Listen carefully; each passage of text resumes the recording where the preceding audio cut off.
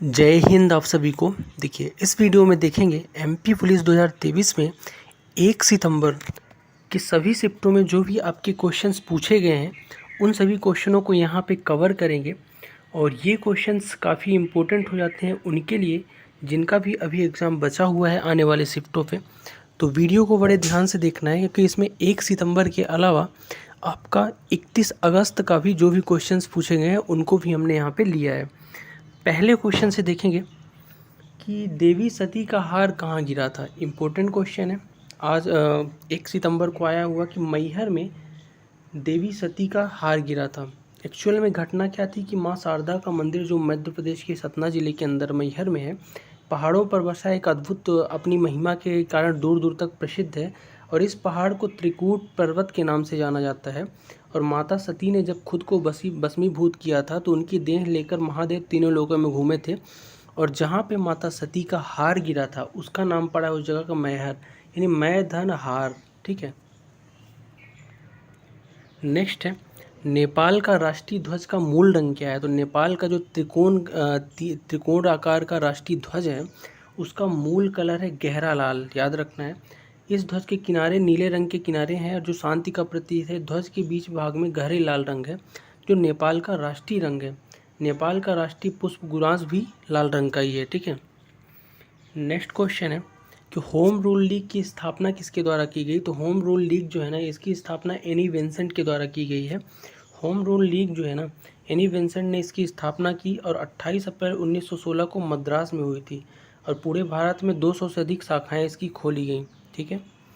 और ये जो है आपका भारत में जो होम रूल आंदोलन हुआ है ना ये ब्रिटिश में आयरिश होम रूल आंदोलन के तहत ही हुआ है, उसी की तर्ज पे प्रेरित हो गए। और इसी से जुड़े हुए थे आपके बाल गंगाधर तिलक, इसी आंदोलन से। अगला है करो या मरो का नारा किसने दिया। महात्मा गांधी ने करो या मरो का नारा दिया था। कब दिया था। तो 8 अगस्त 1942 को जब भारत छोड़ो आंदोलन को शुरू किया गया था तभी ये नारा दिया गया था। ठीक है।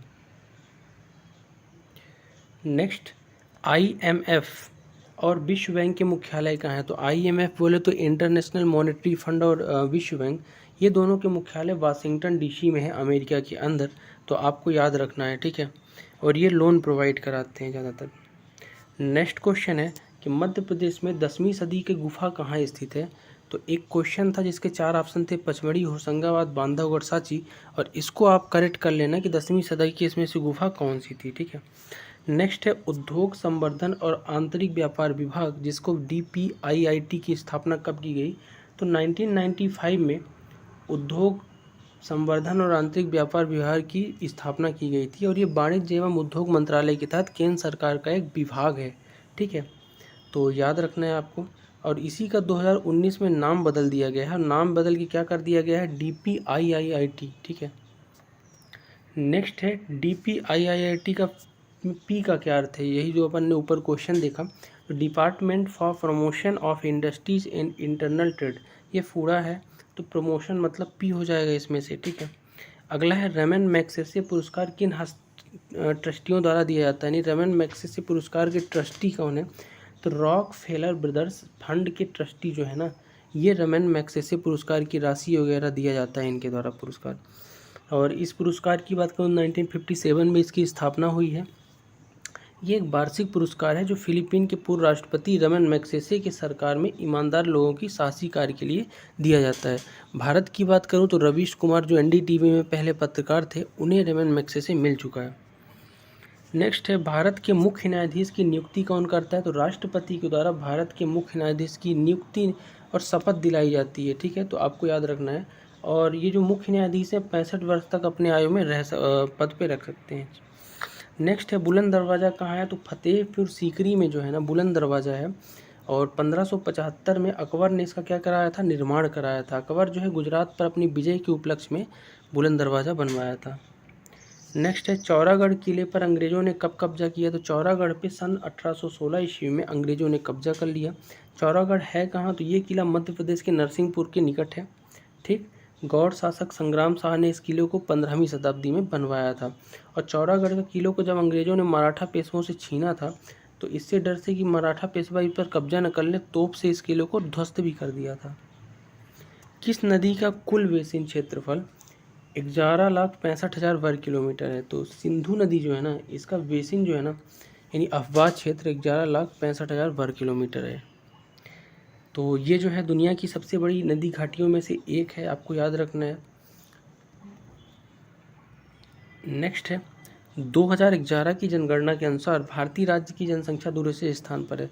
तो महाराष्ट्र जो है ना, जनसंख्या में दूसरे स्थान पर है, जबकि उत्तर प्रदेश पहले स्थान पे जनगणना में है। ठीक है।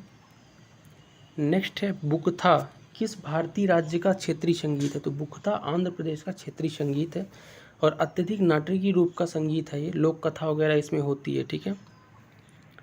नेक्स्ट है 68वें राष्ट्रीय फिल्म पुरस्कार में किस राज्य ने सर्वाधिक फिल्म हितैषी राज्य का पुरस्कार जीता है। तो अपना मध्य प्रदेश जो है ना, सर्वाधिक फिल्म हितैषी राज्य के रूप में पुरस्कार इसे दिया गया है कि मतलब फिल्म वगैरह के लिए इसका एनवायरनमेंट सही है। अगला है भारत की प्रमुख जांच एजेंसी कौन सी है। तो CBI जो है ना, सेंट्रल ब्यूरो ऑफ इन्वेस्टिगेशन, ये जो है भारत की प्रमुख जांच एजेंसी है, जिसका गठन 1 अप्रैल 1963 को हुआ है। ठीक है। और ये जो है राष्ट्रीय सुरक्षा से जुड़े मामलों के साथ ही जटिल और अति आवश्यक महत्वपूर्ण जांचों को भी करती है। नेक्स्ट है जनसंख्या नियंत्रण और परिवार नियोजन भारतीय संविधान के कौन सी सूची में है। जनसंख्या नियंत्रण और परिवार नियोजन जो है ना, भारत की संविधान के समवर्ती सूची में। देखो 3 सूचियाँ हैं, एक संघ सूची है जिसपे कानून बनाने का अधिकार किसके पास है, केंद्र के पास। एक राज्य सूची है जिसमें कानून राज्य बनाता है, और एक समवर्ती सूची जिसमें राज्य और कानून केंद्र दोनों मिल के बनाते हैं। ठीक है। तो याद रखना है आपको।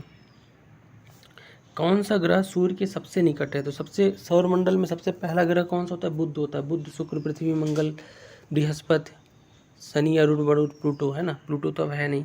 तो सबसे नज़दीक कौन है, ये है। और सबसे दूर कौन सा है, वरुण है।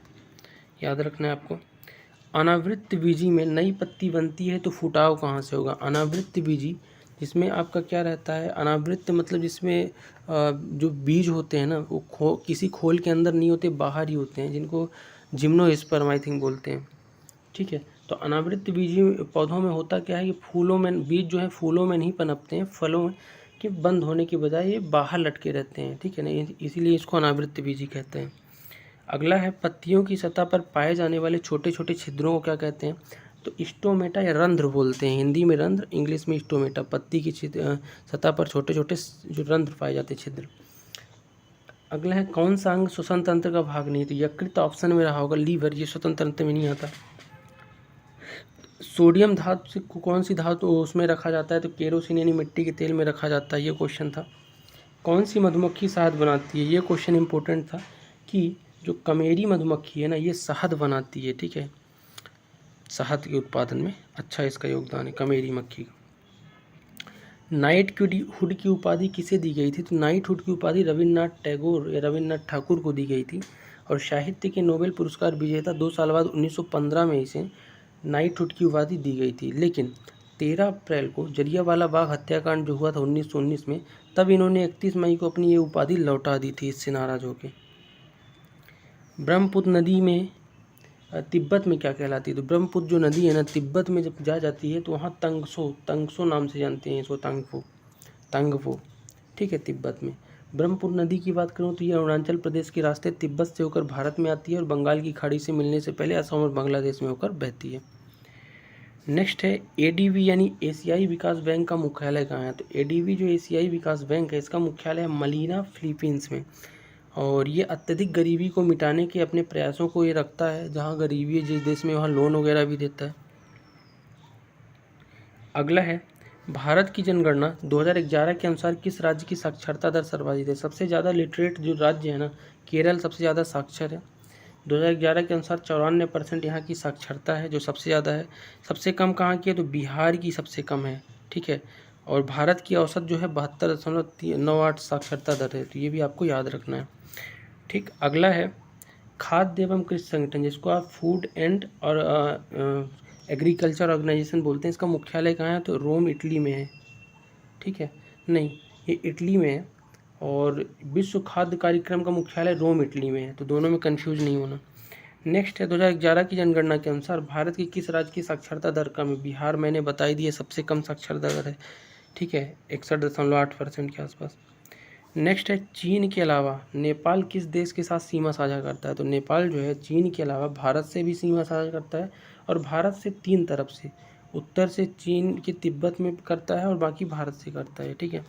भारत नेपाल के साथ लगभग 1751 किलोमीटर की सीमा साझा करता है, लेकिन भारत सबसे ज़्यादा सीमा किसके साथ साझा करता है? तो वो है बांग्लादेश। दुनिया का कौन सा देश चावल का सबसे बड़ा निर्यातक है? तो सबसे ज़्यादा चावल जो हम एक्सपोर्ट करते हैं भारत वाले ही करते हैं, तो भारत दुनिया का सबसे बड़ा चावल निर्यातक देश है। अगला है कैप्टन बोरथविक ने 1829 में किस शहर में न्यू टाउन की स्थापना की? तो रतलाम में, जो मध्य प्रदेश के रतलाम और न्यू टाउन की स्थापना कैप्टन बोरथविक ने की थी, ठीक है। और ये राज्य के उत्तर पश्चिम मालवा क्षेत्र का है रतलाम। नेक्स्ट है मुक्तागिरी पहाड़ी पर कितने जैन मंदिर खंडित हैं, यानी कितने जैन मंदिर को तोड़ दिया गया है, आधे अधूरे हैं मुक्तागिरी पहाड़ी में। अब इसका एग्जैक्ट अगर देखा जाए तो मुक्तागिरी में 52 जैन मंदिर है, लेकिन अब कितने खंडित हैं ये थोड़ा सा कहना मुश्किल है, ठीक है। नेक्स्ट है भारत के किस पड़ोसी देश से अमू दरिया नदी निकली है? तो अमू दरिया जो नदी है ना, ये अफ़गानिस्तान से निकली हुई है, और मध्य एशिया की सबसे बड़ी नदी है अमू दरिया, ठीक है। और इसका प्रवाह अफ़गानिस्तान में काबुल नदी के पास दूसरा सबसे बड़ा है, और ये 6 देशों Afghanistan, Kazakhstan, Kyrgyzstan, Tajikistan, Turkmenistan और एक और था, इन 6 से बहती है, 6 देशों। अगला है ट्रेजरी बिल या टी बिल क्या है? तो ट्रेजरी या टी बिल को समझते हैं। अल्पकालीन मुद्रा बाजार का एक साधन है जो तरलता की कमी को रोकने के लिए सरकार की ओर से आरबीआई इसे जारी करता है, ठीक है, अल्पकाल के लिए। बाद में तारीफ में भुगतान की गारंटी के साथ एक वचन पत्र की तरह काम करता है ट्रेजरी बिल या टी बिल। महात्मा गांधी को केसर हिंद की उपाधि कब दी गई? तो 1915 में दी गई थी केसर हिंद की उपाधि महात्मा गांधी को। और क्यों दी गई थी? तो दक्षिण अफ्रीका में एम्बुलेंस सेवाओं और उनके योगदान के लिए दी गई थी, लॉर्ड हार्डिन के द्वारा। अच्छा कार्य किया था इन्होंने। नेक्स्ट है भारत के पहले गृह मंत्री सरदार वल्लभ भाई पटेल, सब जानते हैं, और ये गृह मंत्रालय इनको दिया गया और इन्हें भारत का बिस्मार्क बोला जाता है। नेक्स्ट है नागालैंड में रंगमा नृत्य किस जनजाति का है? तो रंगमा जो नृत्य है ना, ये नागा जनजाति करती है नागालैंड में, एक ये युद्ध नृत्य है, ठीक है, युद्ध काला। नेक्स्ट है वीरता के लिए दिया जाने वाला सर्वोच्च पुरस्कार कौन सा है? तो परमवीर चक्र जो है ना, वीरता के लिए दिए जाने वाला युद्ध के समय, किसके समय? युद्ध के समय सर्वोच्च पुरस्कार है। लेकिन शांति के समय जो है अशोक चक्र सर्वोच्च पुरस्कार है, ठीक है, वीरता के लिए। तो ये चीज़ें आपको याद रखनी है। इन सब पुरस्कारों को 26 जनवरी 1950 को पेश किया गया था। अगला है विश्व में पहली बार जनगणना कब हुई थी? तो 6000 साल पूर्व बेबीलोन में पहली बार जनगणना हुई थी, जिसमें इंसान, मवेशियों आदि की गिनती हुई थी बेबीलोन में, ठीक है। अगला है सिंधु घाटी सभ्यता में किसकी पूजा होती है? तो शिव पशुपति की पूजा करते थे सिंधु घाटी सभ्यता के लोग। निम्नलिखित में से कौन सा बंदरगाह पूर्वी तट के साथ सबसे गहरा भूमि से घिरा और पूर्ण संरक्षित बंदरगाह है? तो पूर्वी तट का एक बंदरगाह है विशाखापट्टनम, जो सबसे गहरा है बंदरगाह और सबसे सुरक्षित है, विशाखापट्टनम पोर्ट। श्रीलंका का स्वतंत्रता दिवस कब होता है? तो 4 फरवरी 1948 को श्रीलंका जो है स्वतंत्रता दिवस अपना माना शुरू किया है। तो 4 फरवरी इसका राइट आंसर हो जाएगा। इसकी राजधानी कहाँ है? तो श्री जयवर्धनेपुरम कुट्टम है।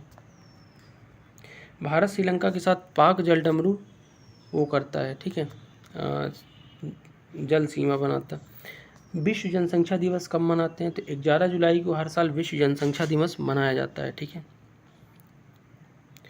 नेक्स्ट है 20वीं पशुधन जनगणना कब आयोजित की गई थी? तो 20वीं पशुधन जनगणना, जो पशुओं की जनगणना 2019 में हुई थी, आखिरी बार 20वीं थी वो, ठीक है। इसमें 192.49 मिलियन है बताई गई टोटल पशुएं।